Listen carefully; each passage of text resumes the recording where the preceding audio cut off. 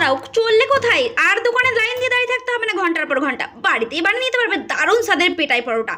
আরে এর জন্য বেশি কিছু না, খুব সহজেই বাড়িতে বানিয়ে নিতে পারবে। এই জন্য দেখো কি করে বানাতে হবে। প্রথমে কিছুটা ময়দার মধ্যে নেবো কালো জিরে আর সামান্য চিনি, তোমরা চাইলে নাও দিতে পারো। আর দেবো 1 চিমটে লবণ আর বেশ খানিক সাদা তেল।